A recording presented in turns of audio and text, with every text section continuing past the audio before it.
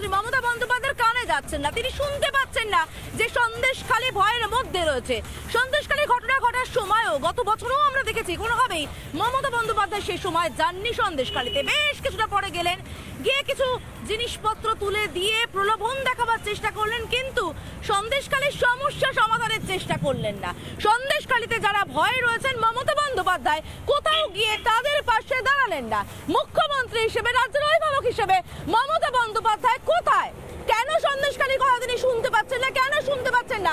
সন্দেশখালীর মানুষ আতঙ্কে রয়েছেন, ভয়ে রয়েছেন, শেখ শাহজাহানের দলবলের ভয়ে রয়েছেন, ত্রাসে রয়েছেন।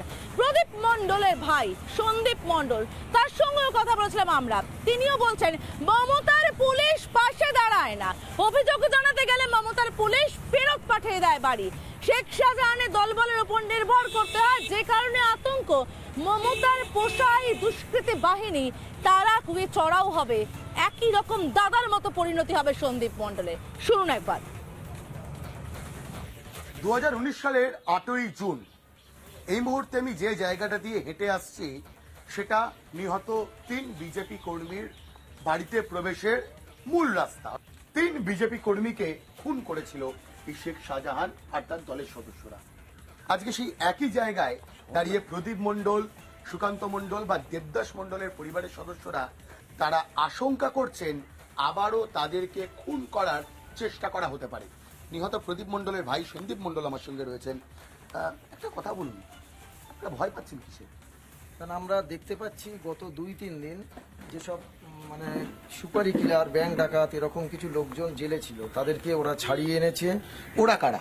কাদের মোল্লা, মানে শাহজাহান শেখের যে মেন সাকরেত কাদের মোল্লা তার দলবল যারা ছিল, আমার এখানকার নিহার, যে তপন, দেবব্রত বাপ্পা এবং আরও কিছু ক্রিমিনালরা সব একসঙ্গে বৈঠক করছে, যে কোনো একটা পরিকল্পনা করছে। সেই পরিকল্পনা আমরা আশঙ্কা করছি যে ওরা হয়তো আবার কোথাও রাস্তায় বা কোথাও আমাদের উপর একটা অ্যাটাক করতে পারে। একটা ভয়ের মধ্যে আমরা আছি। আমার ভাইপো আছে, প্রীতম, বৌদি, পদ্মা মণ্ডল বা দেবদাসের পরিবার এবং আমার উপর একটা আক্রমণ করার ওরা পরিকল্পনা করছে। কাদের মোল্লা এই ধরনের দাপাদাপি করে যাচ্ছে। হ্যাঁ, তার লোকজন, কাদের মোল্লা নিজেও প্রতিদিন তার অফিস খুলছে, সেখানে বিভিন্ন রকম ক্রিমিনালদের আমরা দেখতে পাচ্ছি আনাগোনা, তারা আসা যাওয়া করছে। আমার বাড়ির সামনে দিয়ে তারা বাইক নিয়ে ঘোরাফেরা করছে। এখনো পর্যন্ত আমরা একটা ভীষণ আতঙ্কের মধ্যে আছি। বাড়ি থেকে বেরোতে গেলেও খুব ভয়ের পরিবেশের মধ্যে আমরা আছি এই মুহূর্তে। আপনার বৌদি পদ্মা মণ্ডল ইতিমধ্যে সিবিআই এর ডিরেক্টরকে চিঠি লিখে গোটা বিষয়টা জানিয়েছেন। সিবিআই এর কাছ থেকে আপনারা কি চাইছেন? আমি চাইছি সিবিআই এর কাছে একটাই কথা, যে আমাদের পরিবারের সিকিউরিটির একটা ব্যবস্থা অন্তত করুক, আর যাতে এই কেস যত দ্রুত সম্ভব শুরু করতে যদি না পারি বা শেষ করতে যদি না পারে, হয়তো আমার দাদার মতো আরো কারুর দেহ নিয়ে সিবিআই এর কাছে তো আমাদেরকে আবার হয়তো আর্জি জানাতে হতে পারে।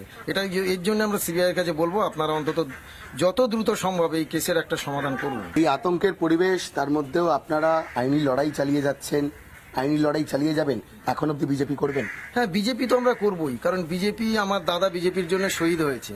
আমরা বিজেপি তো অবশ্যই করব, যতদিন বাঁচবো আমরা বিজেপি ছাড়া অন্য কোনো দল করবো না। কারণ শুভেন্দুদা না থাকলে হয়তো আমাদের কেসটা সেই আবার মাটি চাপা পড়ে যেত। এখনো বলছেন চোখে চোখ রেখেই লড়াই হবে? হ্যাঁ, চোখে চোখ রেখেই লড়াই করব। যদি বেঁচে নাও থাকি, আমার ছেলেদেরকে বলবো, আমার যারা এখনো আমার দাদা সঙ্গীরা আছে, বলবো আন্দোলনটা অন্তত ওরা চালিয়ে রাখতে। এই ক্রিমিনালদের শেষ আমরা দেখবই। নিউ আলিপুর পাঁচমাথার মোড়ে সারি সারি ট্রাক দাঁড়িয়ে রয়েছে। ট্রাক চালকদের অভিযোগ রয়েছে পুলিশের বিরুদ্ধে। নিউ আলিপুর থানার পুলিশ দীর্ঘদিন ধরে জুলুমবাজি করছে, টাকা তোলার অভিযোগ করছে। প্রতিদিনই ড্রিঙ্ক করে আছে, অতিরিক্ত মাত্রায়। কারা ড্রিঙ্ক করে? নিউ আলিপুর থানার অফিসাররা। আপনাদের অধিকারটা কি করে হলো যে গাড়িগুলো এরকম ভাবে অত্যাচার করে ভাঙে?